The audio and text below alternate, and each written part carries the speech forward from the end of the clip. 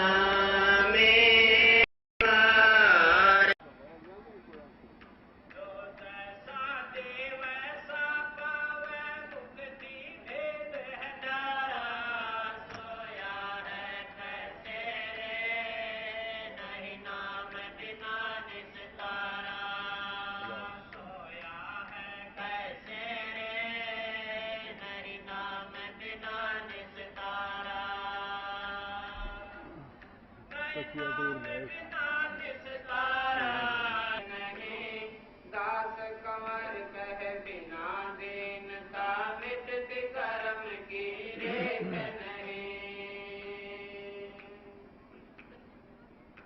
स्वामी राधा स्वामी दयाल की दया, राधा स्वामी सहाय, राधा स्वामी। प्यारी साध संगत जियों, बुजुर्गों, माताओं, बहनों, भाइयों, जितने भी सत्संगी आप यहाँ आए हो, सबसे विनती है जितनी देर सत्संग हो आराम से शांति से बैठ के सत्संग का लाभ उठाएं।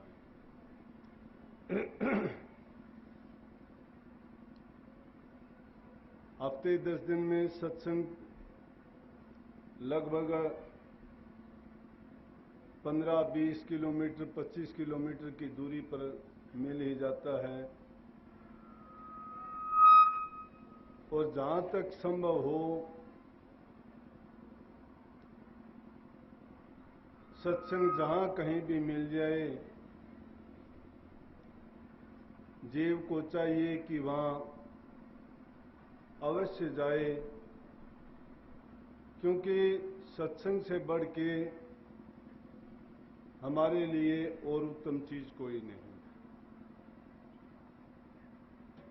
जितने भी संत फकीर महापुरुष हुए,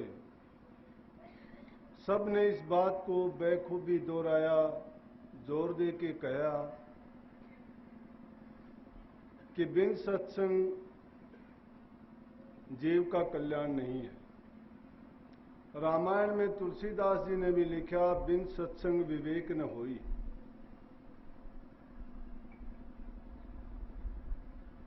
विवेक होने का मतलब और सत्संग करने के मायने क्या है कि जब तक इस जीव को पता ये नहीं लगता है कि मैं संसार में क्यों आया, मुझे क्या करना चाहिए था,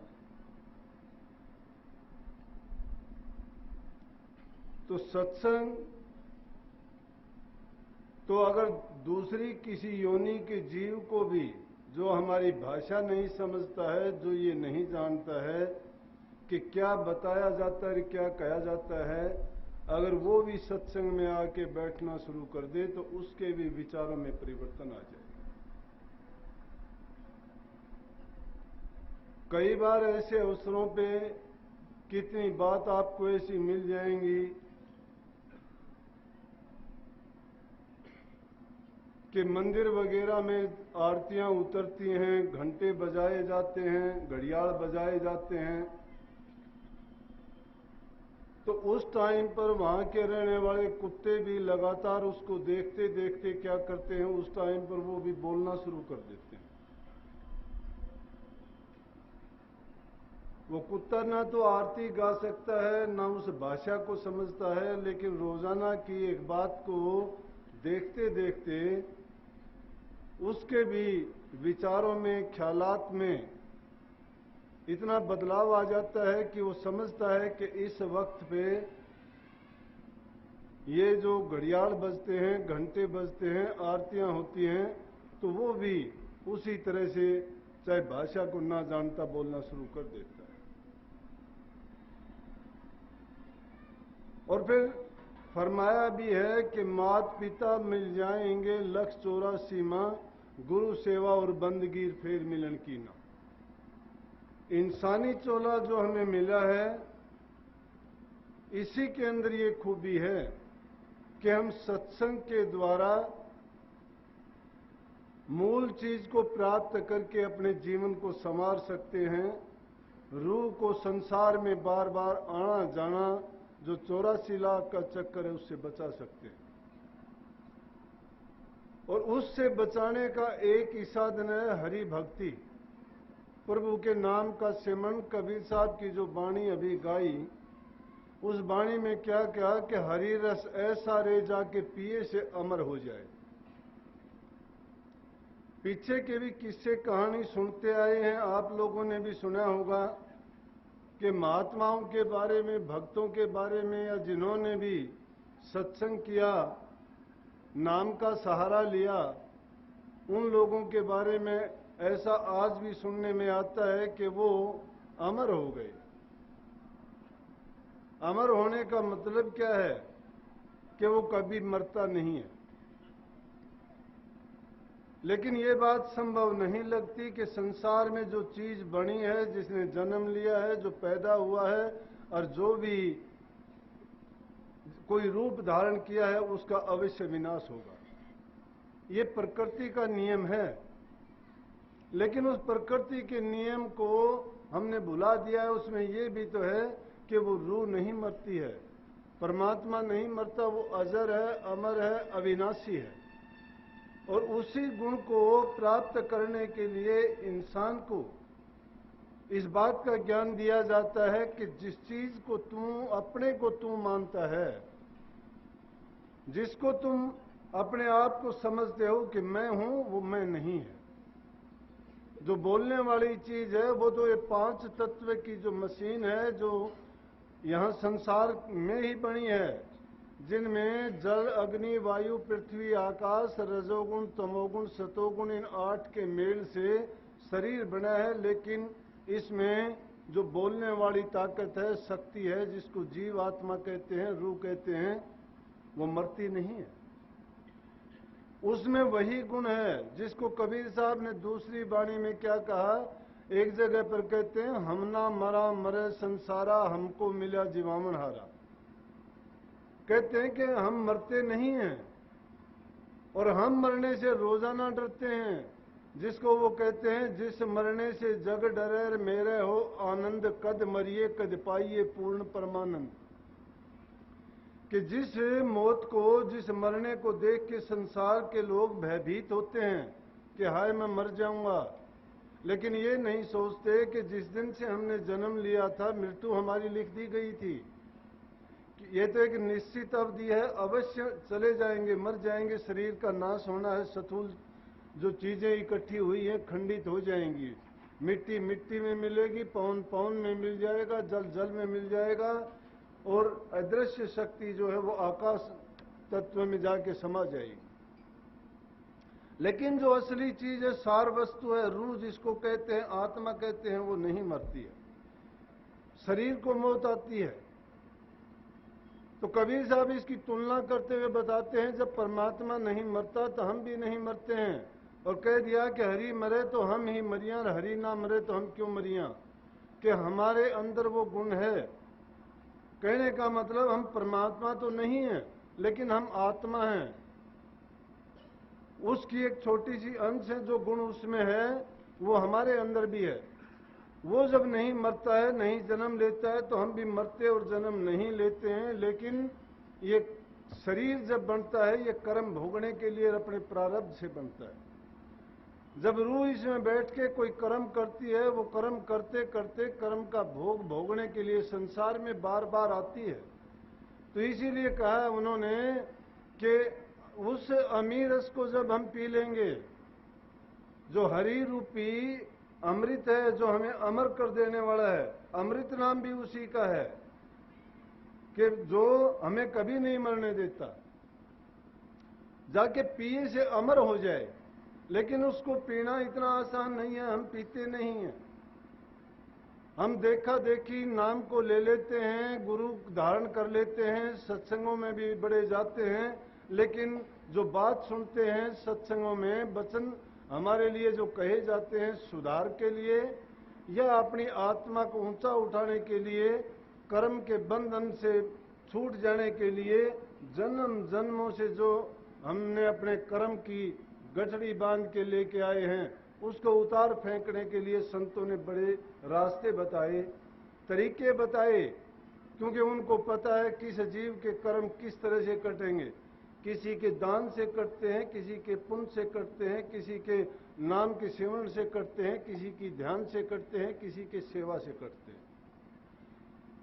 अब हम ना तो सेवा ही करना जानते हैं, ना दान पुण्य ही जानते हैं, तो नाम का जपना तो उससे आगे की चीज है। और शास्त्रों को अगर देखोगे तो शास्त्रों ने तो छूट दे दी जीव की। उन्होंने कहा है कि जीव का कल्याण 3 द्वारे से होगा, और उनमें से प्रथम है सेवा का। सेवा में सब चीज शामिल हो जाती हैं। जो इंसान सेवा नहीं करना जानता, वो ना सत्संग से लाभ उठाएगा, ना गुरु के संग से मिलेगा, और ना ही उसको सुमरण ध्यान भजन की बातें करनी चाहिए। जितने भी संसार में हुए, मैं और की बात छोड़ो, अपने हजूर महाराज की बात बताऊं। अगले के पास किसी के जाते थे, चाहे उनको 15 दिन तक भूखा रहना पड़ता, लेकिन जब तक अगले का 2 रोटी का काम नहीं कर दिया, तो 2 रोटी नहीं बल्कि 1 रोटी ही खाई।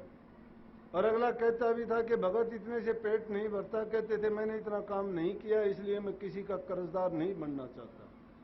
प्रेमियों, हम तो रोजाना किसी का खाते हैं, किसी से लेके मुकर जाते हैं, किसी से चोरी छीना झपटी करते हैं, किसी को धोखा देते हैं, किसी के साथ किसी प्रकार से छल कपट और प्रेम से उनका लेके और संसार में कह देते हैं कि नहीं देते।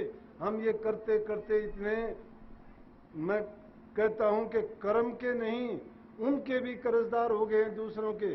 फिर हम संसार में आने से कैसे बच जाएंगे, कैसे कर्म से छूट जाएंगे। लेकिन लगातार जब सत्संगों में जाते रहेंगे तो हमारी रूह के ऊपर जो मल वक्षेप आवरण के पर्दे चढ़ते हैं, जो ये संसारी वासनाएं हैं हमें घेरे रहती हैं, उन वासनाओं को हटाने के लिए वो हरि रस का प्याला है।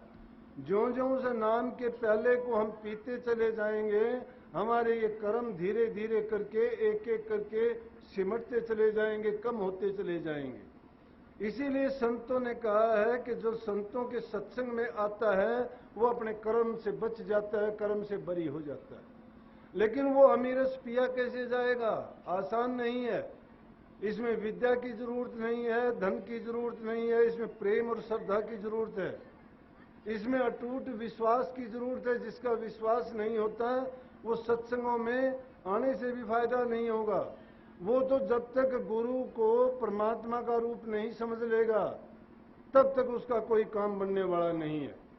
मनुष्य मनुष्य में अंतर, कोई हीरा कोई कंकर। हीरा और कंकर का मतलब है तुम उसको कंकर के रूप में देखोगे तो तुम्हारे लिए कंकर ही है। लेकिन जब सर्वगुण संपन्न, हर प्रकार से जिसने अपने आप को इस संसार से ऊंचा उठा लिया है, वो सब की करने के लायक है, जिसको खुद की जरूरत नहीं, जिसने इसको मिथ्या समझ के त्याग दिया है, उसको किसी की इन चीजों की आवश्यकता नहीं है। तो जो उस चीज से जुड़ा हुआ है, जिसमें वो गुण है, उसका संग करोगे, वचन को मानोगे और उनकी शक्ति को आप अपने अंदर धीरे धीरे करके अपने आप समावेश करते चले जाओगे। आपने देखा होगा कि जिस पहाड़ में चुंबक का पत्थर होता है, उसके पास में रहने वाले लोहे के टुकड़ों में भी वही गुण आ जाते हैं। अगर नहीं तो चुंबक पत्थर के पास में कुछ दिन कोई लोहे का टुकड़ा रखो, आप पाओगे कि थोड़े दिन में उसमें वही गुण हो जाता है। अरे वो तो एक जड़ चीज है, ना उसमें समझ है, ना अकल है, ना उसमें चलने फिरने की शक्ति है। हम तो जिंदा हैं, हम में समझ भी